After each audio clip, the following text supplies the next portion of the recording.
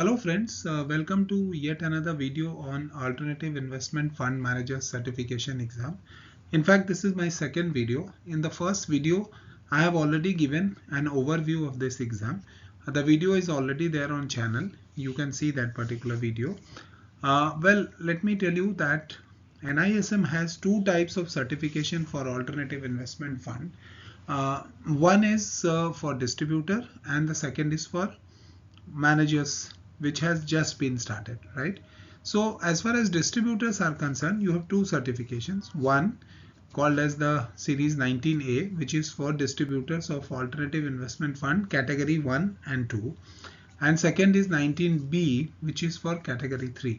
Now this certification is 19C and it is for fund managers.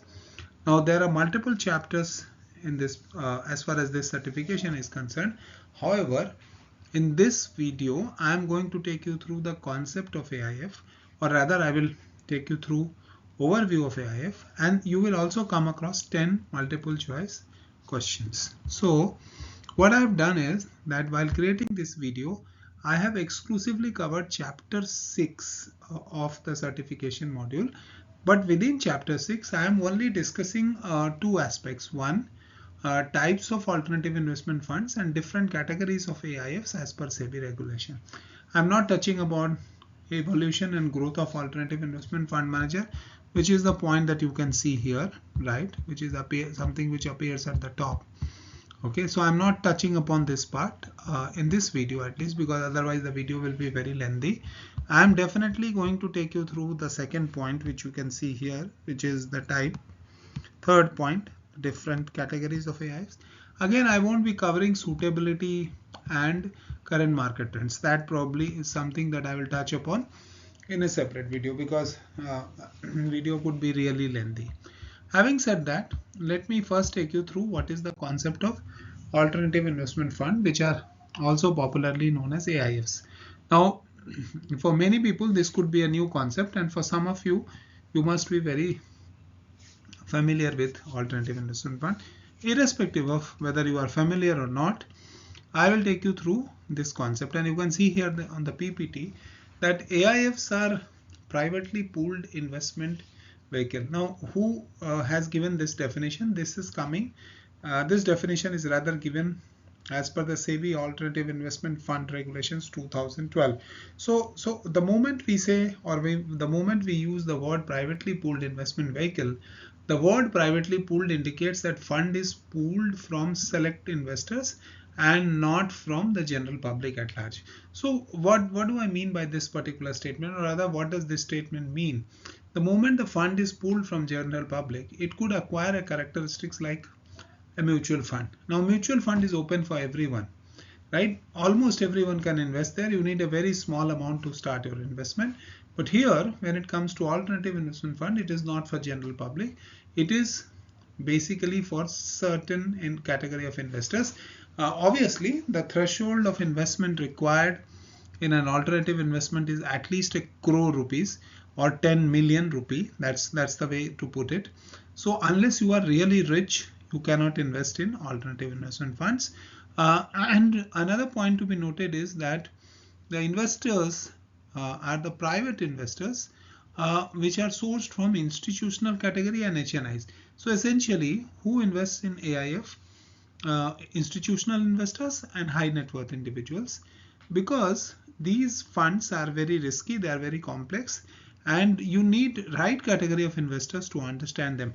That's why it is expected that those who invest in alternative investment fund must understand nuances of higher risk taking and complex investment arrangements. I hope this gives you a good idea about what is an alternative investment fund.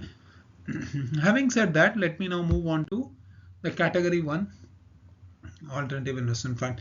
Well, let me tell you at this stage that as per SEBI, there are 3 categories of alternative investment fund. One more category has been added recently, which I will talk about. But let us first start with the category 1. Category 1 AIF is an AIF that invests in startups, early stage ventures, social ventures, SMEs, and infrastructure and other sectors, right? Now, it's very clear that when we identify an alternative investment fund, first thing that we look at is where are they exactly investing. Now you can also see here in this definition that the government or the regulator considers these investments or these sectors or these segments to be socially or economically desirable. So the moment there is a category 1 AIF, it has to invest in these areas, and there is a social and economic significance of that, right? Now, who are the actual investors? So you have venture capital funds, SME funds, social impact fund, infrastructure funds, special situation funds. These all will be kind of investing, or these all will be the funds that are created for investments into this category of AIF. Let us move on to the second category. Second category of AIF has an exclusion method to define it. What do I mean by that? So the definition clearly says that category 2 AIF is an AIF that does not fall in category 1 or 3. Remember, we have not discussed category 3 as yet, but we did had a discussion on category 1 just in the previous slide.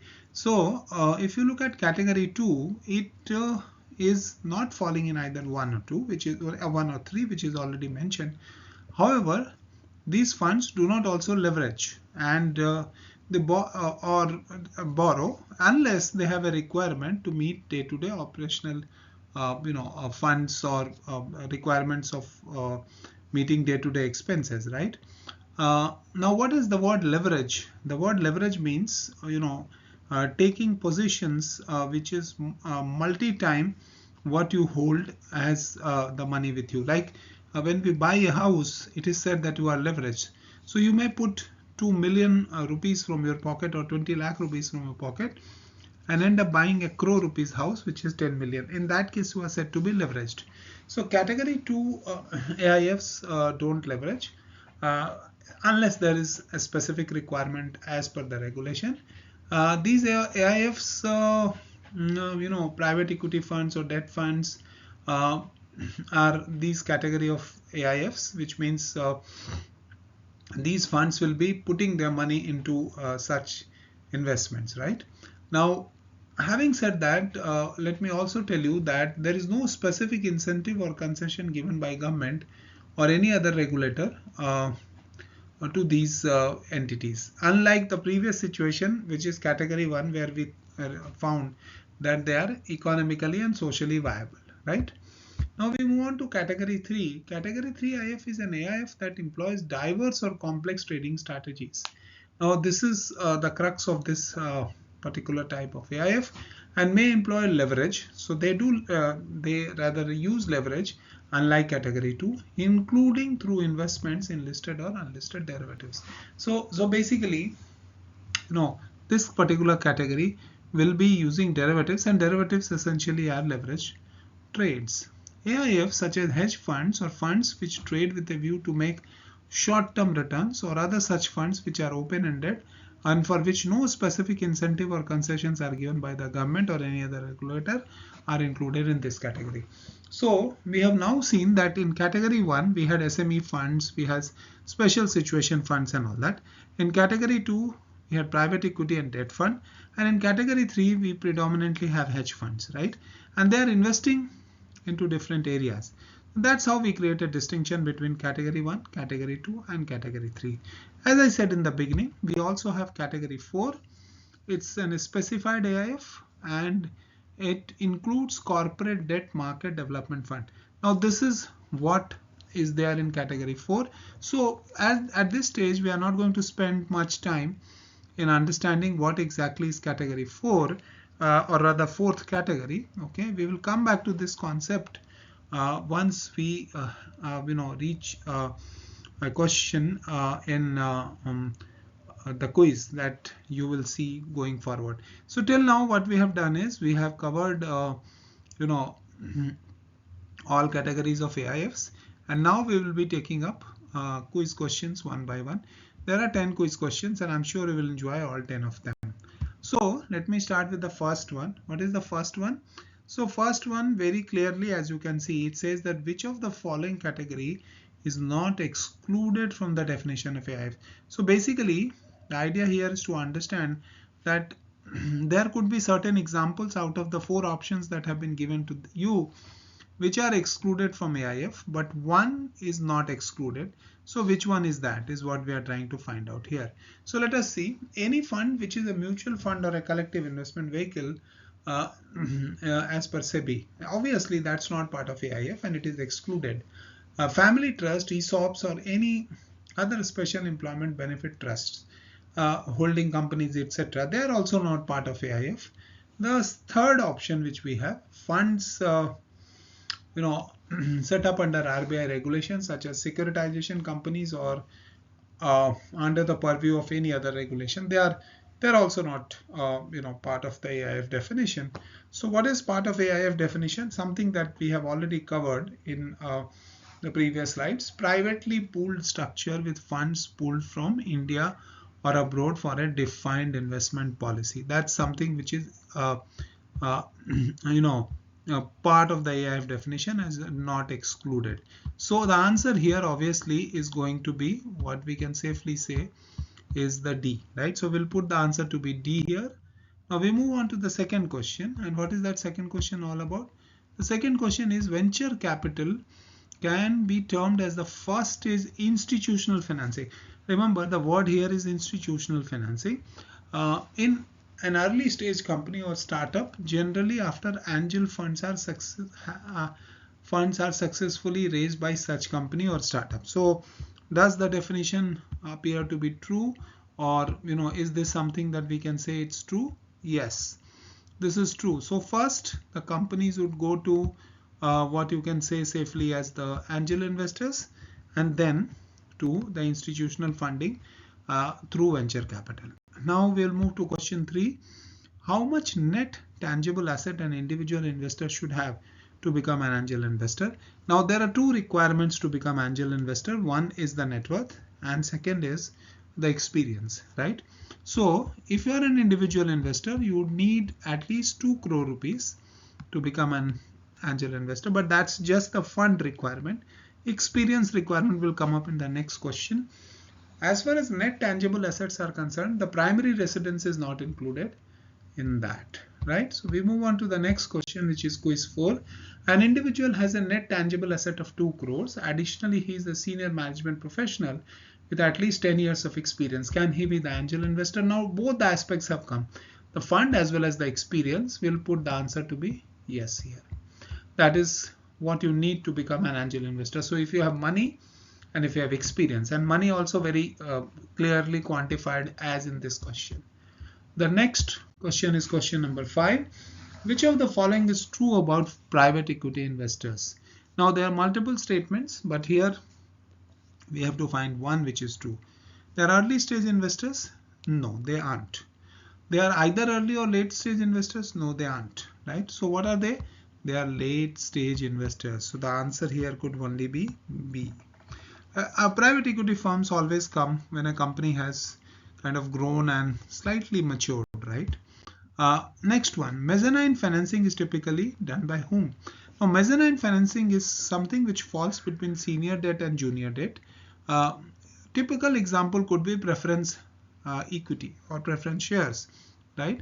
So mezzanine is typically done by debt funds. Debt funds, when they invest in the AIFs, they are basically using the mezzanine financing, right? Or preference and equity share, shares, sorry, not equity shares.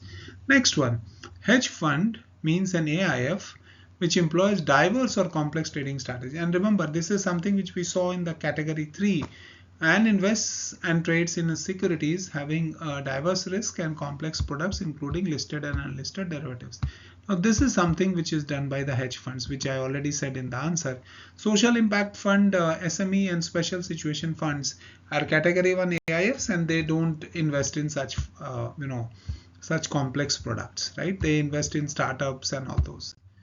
Quiz 8, and this is what I said that we will take it up with respect to the category 4 or 4th category fund. Okay, which of the following is not true about corporate debt management development fund, which falls in the category 4? It is closed-ended, which is absolutely true. It is formed as a trust, which is true. It has a tenure of 10 years. That's not true. It has tenure of 15 years, 1-5. And units of a corporate debt development fund are issued to asset management companies, which is true. So what is not true is this part. So now you know that a corporate debt management development fund is a closed-ended fund which has a trust-like structure, has a tenure of 15 years, and its units are issued to asset management companies, something that we did not take up in the previous slide. Now question number 9. Which of the following funds can acquire debt equity by participating in the debt resolutions under Insolvency and Bankruptcy Code 2016? Now, to participate in such activities, you definitely need to be something which is special situation fund, because social impact funds and hedge funds don't do that. And corporate debt management development fund is something which we have already taken up in the previous question. It's time to move to the question number 10. Now, sovereign wealth funds, multilateral funds, and thematic AIFs are the key investors in this space due to high liquidity, long gestation risk in projects implementation, and long amortization of debt to infrastructure projects. Which fund is this? Now, basically, all these features of high liquidity, long gestation period, risk in the project, okay, amortization, long amortization, this all relates to infrastructure. Infrastructure funds have to, kind of face all this, because infrastructure takes very long time to get completed, right? So we have done all 10 questions by now. I hope you like the video. If that's the case, then please subscribe to my channel and definitely click on the like button as far as this video is concerned. Please recommend my video to your friends also if you find them to be valuable. Thank you so much.